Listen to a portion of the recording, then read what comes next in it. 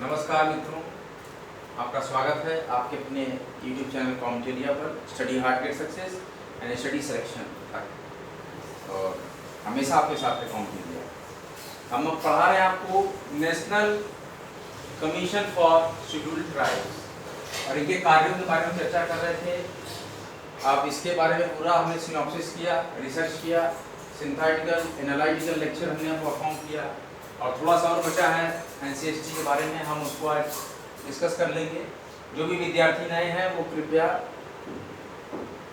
Channel को subscribe कर दें। आइए तो आपको एक महत्वपूर्ण जानकारी मैं देता हूँ कि आप LLB करने के बाद जो भी विद्यार्थी जुड़े हुए हैं LLB फील्ड से, कॉन्स्टिट्यूशन के फील्ड से, उनके लिए मैं थोड़ा समय ले रहा हूँ आज।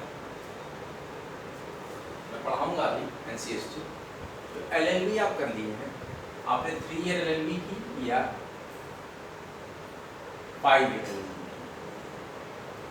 इसके बाद आपने प्रोविजनल डिग्री भी करवाई।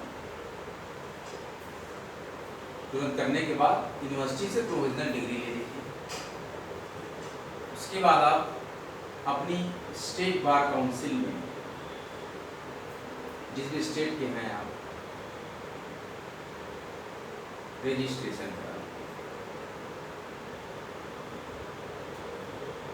आप अपनी स्टेट बार काउंसिल रजिस्ट्रेशन करा लीजिए।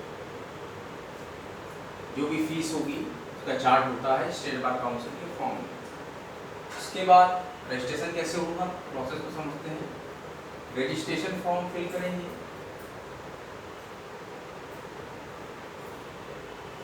रजिस्ट्रेशन फॉर्म फिल करेंगे। उसके बाद रिक्वायर्ड अमाउंट की, जिस भी स्टेट में आप हैं, डिमांड ड्राफ्ट लगाएंगे। उसके बाद अपना गवर्नमेंट ID लगाएंगे। उसके बाद आप सारे एजुकेशनल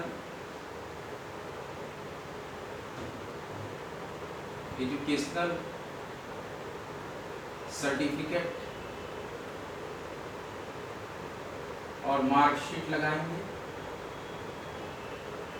ऑल सेमेस्टर, LLB की ऑल सेमेस्टर और ग्रेजुएशन की भी ऑल सेमेस्टर और हाई स्कूल की मार्कशीट और सर्टिफिकेट दोनों।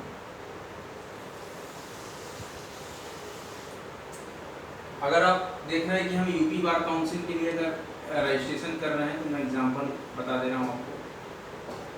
यूपी बार काउंसिल के लिए अगर आप रजिस्ट्रेशन करा रहे हैं LLB करने के बाद, उसके लिए आप डिमांड ड्राफ्ट रखेंगे सबसे ऊपर। फॉर्म पहले आप भर लेंगे यूपी बार काउंसिल का। उसमें आप लिख देंगे कि हम जो है जिस डिस्ट्रिक्ट से हम करना चाहते हैं प्रैक्टिस, इस न्यायालय से जिस जिले के हो आप। उसके बाद अपने सिविल कोड, अपने डिस्ट्रिक्ट का नाम ये भर देंगे। आप किस जगह से करना चाहते हैं, किस जिले से करना चाहते हैं। ये फॉर्म में एक टेक्निकल पॉइंट था जो हमने आपको बता दिया। फिर फॉर्म जब कंप्लीट कर लेंगे, फॉर्म के अंदर किसी सीनियर एडवोकेट जो कि मिनिमम 10 इयर्स प्रैक्टिस कर चुका हो जिला बार में, कोर्ट में, तो उससे आप अपना कैरेक्टर वाला कॉलम है फॉर्म में, उसको थ्राइज करा देंगे। मिनिमम 10 इयर्स एक्सपीरियंस होना चाहिए, या तो फर्स्ट क्लास मजिस्ट्रेट से,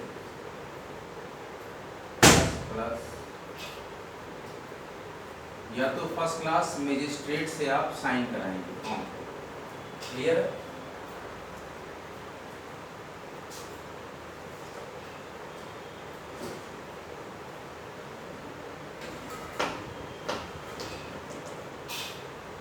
उसके बाद आपकी जो फोटोग्राफ होगी, ध्यान दीजिए, फोटोग्राफ जो होगी,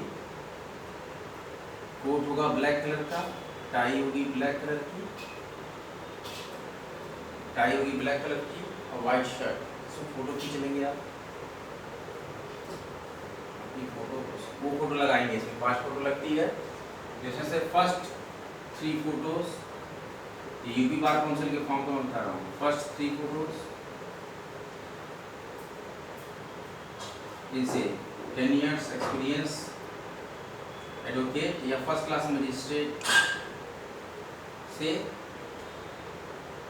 साइन होनी चाहिए, और जो लास्ट की 2 फोटो होगी जो कि आईडी कार्ड की है उस पर साइन नहीं करना, उस फोटो की जगह पे लिखा होगा।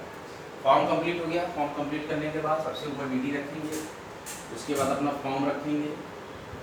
फॉर्म के बाद आप एक हलफनामा एफिडेविट बनवाएंगे, फॉर्मेट दिया रहेगा फॉर्म में 10 रुपये के एफिडेविट पे, और 500 रुपये का स्टाम्प पेपर रहेगा या ई स्टाम्प रहेगा। उसके बाद all educational degree, provisional degree और मार्कशीट। उसमें हाई स्कूल, इंटर, ग्रेजुएशन की तीनों ईयर की या 6 सेमेस्टर की मार्कशीट, ग्रेजुएशन की डिग्री, एलएलबी की 6 सेमेस्टर की या 10 सेमेस्टर की मार्कशीट, उसके बाद प्रोविजनल डिग्री या डिग्री है तो डिग्री, इस तरीके से होगा। और उसके पहले उसके ऊपर आप अपना गवर्नमेंट आईडी, आधार कार्ड, सारा सेल्फ अटेस्टेड रहेगा। उसके पीछे बिना साइन किया हुआ डीडी का फोटो स्टेट, दूसरा सेट बनाएंगे, उसमें सारा फोटो स्टेट, और फोटो स्टेट होगा स्टाम्प। फोटो स्टेट कोई साइन नहीं करना है। एक सेट ये बनेगा, ओरिजिनल फॉर्म के साथ लगेगा पूरा सर्टिफिकेट। अगले सेट में फॉर्म नहीं रहेगा, सारा सर्टिफिकेट रहेगा। पीछे एक फोटोकॉपी ड्राफ्ट की, एक फोटोकॉपी स्टैम्प की 500 की रहेगी। तो इस तरीके से फॉर्म बना लेंगे 2 सेट में, ठीक है। 2 सेट का मतलब पहले सेट में फॉर्म रहेगा ओरिजिनल, दूसरे सेट में फॉर्म नहीं रहेगा। उसके अलावा सारी चीज़ें रहेंगी, डीडी का फोटो स्टेट, हलफनामा नहीं रहेगा एफिडेविट उसमें, पूरे एजुकेशनल का, रिजल्ट का, सर्टिफिकेट का, हर ईयर का, हर सेमेस्टर का रिजल्ट, आपका ग्रेजुएशन का, और हर ईयर का, हर सेमेस्टर का रिजल्ट एलएलबी का, प्रोविजनल डिग्री एलएलबी की या ओरिजिनल डिग्री है तो ओरिजिनल डिग्री एलएलबी की, ग्रेजुएशन की डिग्री, हाई स्कूल का रिजल्ट, हाई स्कूल का सनद, इंटर का रिजल्ट, इंटर का सनद, ठीक है। आधार कार्ड की फोटोकॉपी सेल्फ अटेस्टेड, सारे educational document self attested. DD पे कोई साइन नहीं करनी है, और स्टैम्प पे कोई फोटो स्टेट पे साइन नहीं करना है। और यहाँ पर जो डीडी आप लगाएंगे ओरिजिनल वाले फर्स्ट सेट में, इसके पीछे में नेम, एड्रेस और कॉन्टैक्ट नंबर,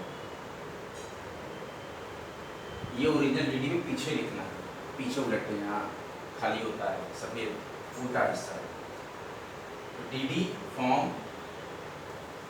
एफिडेविट 10 रुपये का पूरा बना हुआ, 10 रुपये का टिकट, 10 रुपये का स्टाम्प लगा हुआ, 500 रुपये का स्टाम्प, ई स्टाम्प या तो आपके नाम से होना चाहिए, आपके नाम और एड्रेस से स्टाम्प लीजिए।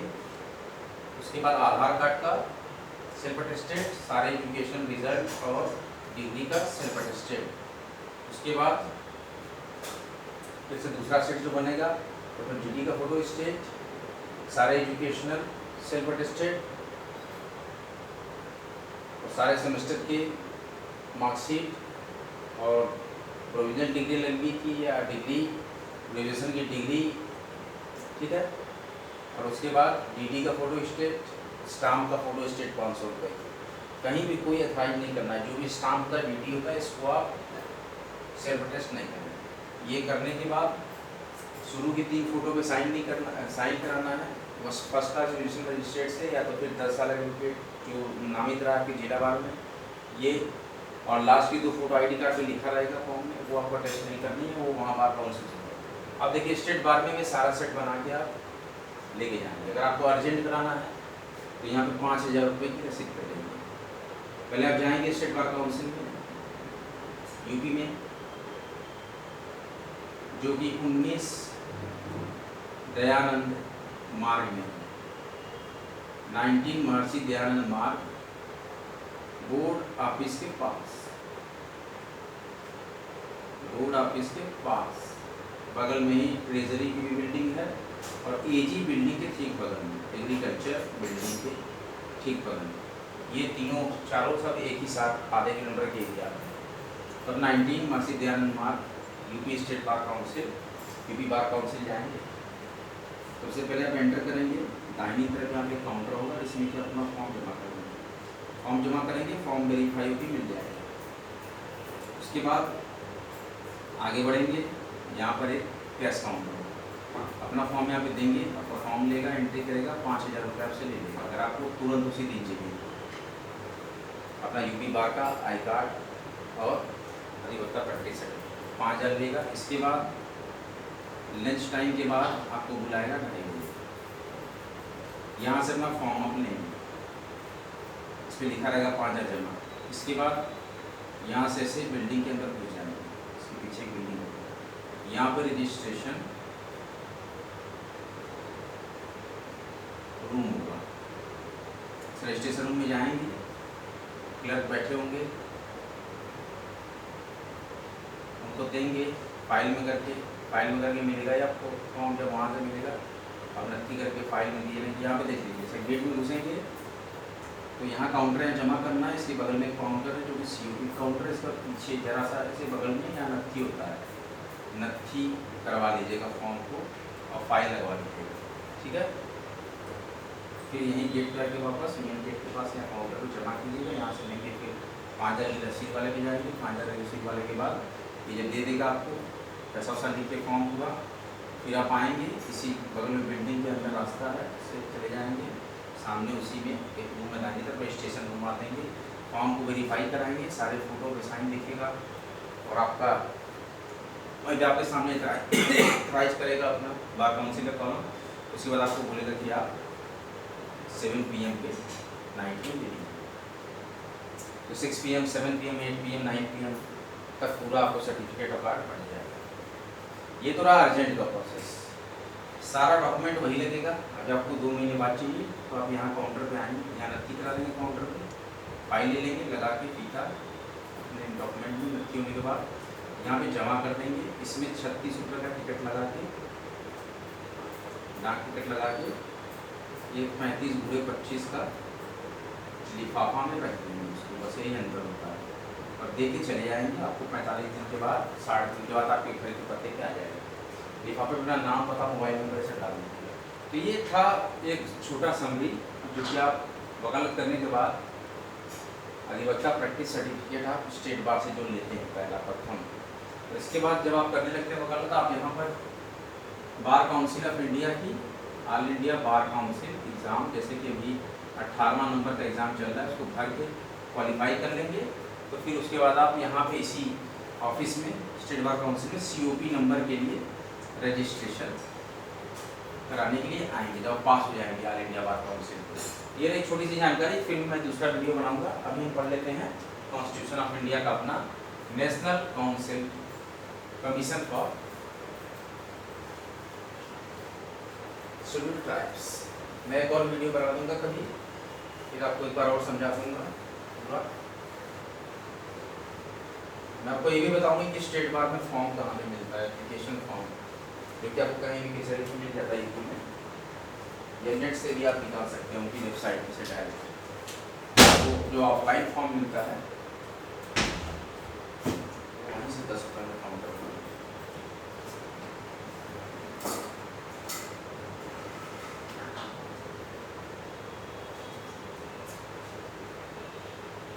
अब देखिए फॉर्म की बात आपको बताते हैं। स्टेट बार का जो फॉर्म है रजिस्ट्रेशन का, यूपी का एप्लीकेशन फॉर्म जो है,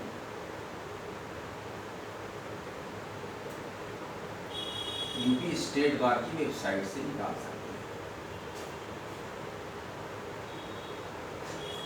यूपी स्टेट बार काउंसिल की वेबसाइट से निकाल सकते हैं, या तो UP state bar 19 Maharshi Dayanand मार्ग,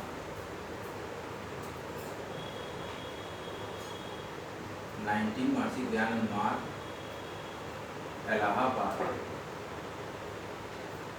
यहाँ ऑफिस से जाके आप जो अर्जेंट वाला काउंटर है जहाँ पे अर्जेंट की रसीद कटती है, अर्जेंट फी 5000 वाली जो रजिस्ट्रेशन की रसीद जहाँ कटती है, उसी काउंटर को मांगिएगा, 10 रुपया देंगे, बोलिएगा हमें इस जिले के कोर्ट में रजिस्ट्रेशन कराने के लिए फॉर्म चाहिए, उसके हिसाब से वो मोहर मार के आपको उस जिले के लिए फॉर्म दे देंगे। फिर वही फॉर्म भर के लाएंगे जो पूरा प्रोसेस हमने बताया। जिस जिले में आप प्रैक्टिस करना चाहते हैं उस जिले का नाम लेके बताइएगा, हमें इस जिले के लिए फॉर्म चाहिए, रजिस्ट्रेशन फॉर्म। अधिवक्ता रजिस्ट्रेशन और जानकारी हम आपको बात करेंगे और बताते रहेंगे। तो तक आइए आज देखते हैं national commission for scheduled tribes. इसमें जो सेक्वेंस हमारा बनता है, यहाँ पे आता है आयोग की रिपोर्ट आती है, national commission for scheduled tribes में आयोग की रिपोर्ट आती है। इसके बाद ये पेश की जाती है राष्ट्रपति के पास, राष्ट्रपति फिर ये जाती है, जैसा कि 80 में था, संसद के प्रत्येक सदन में। ठीक वही कार्य करते हैं, 80 की जितनी पावर है एसटी आयोग की भी। देखिए आयोग की रिपोर्ट आई, राष्ट्रपति के पास गई, फिर संसद के प्रत्येक सदन में गई, सदन से स्वीकृत होगा या बताइए अस्वीकृत होगा, सदन से स्वीकृत होगा या अस्वीकृत कानूनों को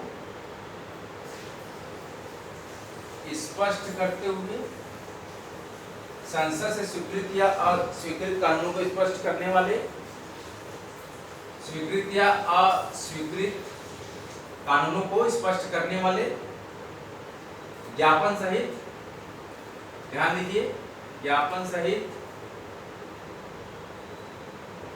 राज्य सरकार संबंधी रिपोर्ट यहाँ आएगी, राज्य सरकार संबंधी रिपोर्ट। ठीक है, आयोग की रिपोर्ट आई एनसीएसटी की, राष्ट्रपति के पास, संसद के प्रत्येक सदन में फिर गई। ये देखिए ये सब एरो चला आ रहा है, संसद के प्रत्येक सदन में गई, फिर स्वीकृत या अस्वीकृत होगी, वे कानूनों को स्पष्ट करने वाले ज्ञापन सहित राज्य सरकार संबंधी रिपोर्ट होगी, फिर वो जाएगी संबंधित राज्य के राज्यपाल के पास। जैसे यूपी का मामला है तो यूपी के, संबंधित असम का है तो असम के, राज्य के राज्यपाल, संबंधित राज्य के राज्यपाल के पास, फिर वहां पे राज्य विधानमंडल के समक्ष, जैसे कि संसद के समक्ष रखा गया राष्ट्रपति के बाद, तो यहाँ पे राज्यपाल से आया तो राज्य विधानमंडल के समक्ष, और इसके बाद ये फिर स्वीकृत होगा या अस्वीकृत होगा, स्वीकृत अस्वीकृत करने वाले कारणों का स्पष्ट ज्ञापन, करने वाले कारणों का स्पष्ट ज्ञापन, ये सीक्वेंस रहेगा। ध्यान दीजिए, आयोग की रिपोर्ट आई एनसीएसटी की, राष्ट्रपति के पास आई, संसद के प्रत्येक सदन में गई, फिर स्वीकृत या अस्वीकृत कानूनों को स्पष्ट करने वाले ज्ञापन सहित राज्य सरकार संबंधी रिपोर्ट, फिर संबंधित राज्य के राज्यपाल के पास, फिर राज्य विधानमंडल के समक्ष पेश होगा, फिर स्वीकृत या अस्वीकृत करने वाले कारणों का स्पष्ट ज्ञापन मिलना चाहिए। ये इस तरीके से पूरी प्रक्रिया चलेगी और रिजॉल्व होगा प्रॉब्लम आयोग के द्वारा। तो ये थी आपकी एनसीएसटी के सभी कार्य। अब हमारा आज का नया टॉपिक स्टार्ट होता है स्टैट्यूटरी बॉडीज।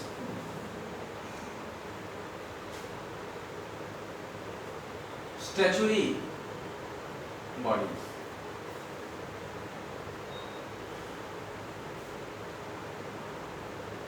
स्टैट्यूटरी बॉडीज, सांविधिक निकाय।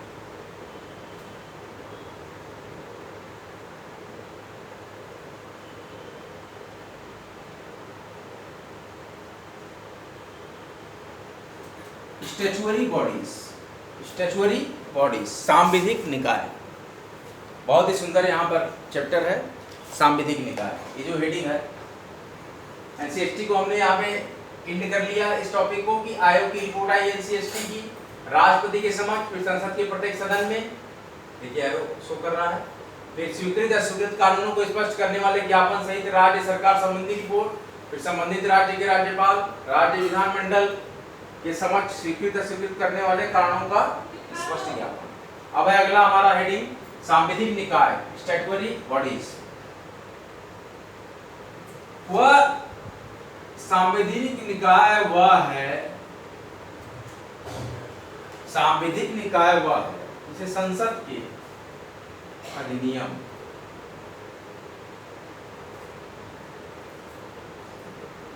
संविधिक निकाय वह है जिसे संसद के अधिनियम या राज्य विधान द्वारा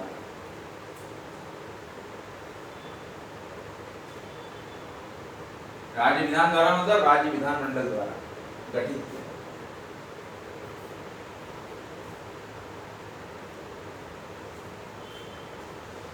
What is statutory bodies? Statutory body is such bodies कि जिसे संसद के अधिनियम या राज्य विधान द्वारा गठित किया जाता है। Establishment by direct parliament or state legislature। इनकी स्थापना प्रायः विशेष परिस्थितियों में क्या होती है? विशेष कार्यों करने के लिए।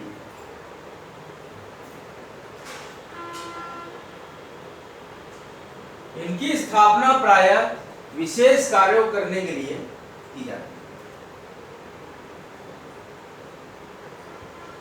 इनकी स्थापना प्रायः विशेष कार्यों करने के लिए की जाती है, जिनमें सरकार का मानना है कि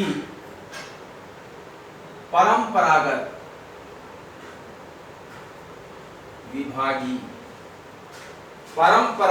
विभागीय संरचना से बाहर। ये इसका मतलब क्या? विभागीय क्लियर करता हूं मैं। जो परिपाटी चली आ रही, जो लकीर के फकीर बने हुए, उससे बाहर निकल गई। ये कहने का मतलब है कि इसकी स्थापना प्रायः विशेष कार्यों करने के लिए, विशेष such type of specific work की जाती है कि परंपरागत जो भी हमारा ट्रेडिशनल चल रहा था, विभागीय संरचना, उससे बाहर की बातें हैं। उससे बाहर अत्यधिक प्रभावपूर्ण, वेरी इफेक्टिव,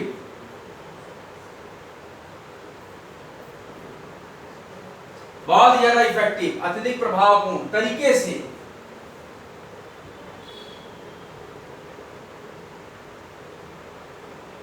निष्पादन हो सके, मतलब कार्य पूरा हो सके, किसी तरह की कोई रुकावट नहीं। There have no retardation in their work, confirm work, no the work delayed by part, it will completely resolve. Such type of body is known as statutory bodies.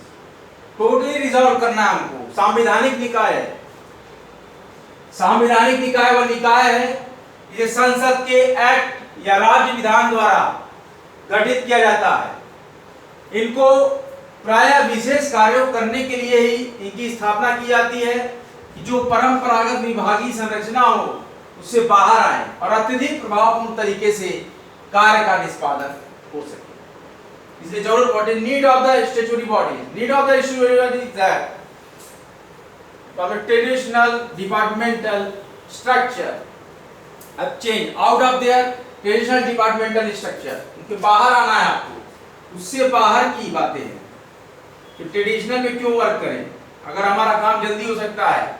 एक ऐसा तरीका, एक ऐसा निकाय, एक ऐसा संविधान के द्वारा निर्मित निकाय, such type of bodies known as statutory bodies।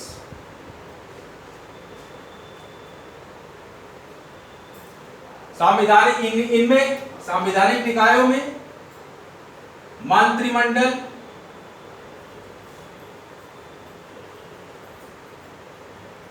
मंत्रिमंडलीय नियंत्रण, मिनिस्ट्रियल अप्रोच, उनके एक्ट अधिनियम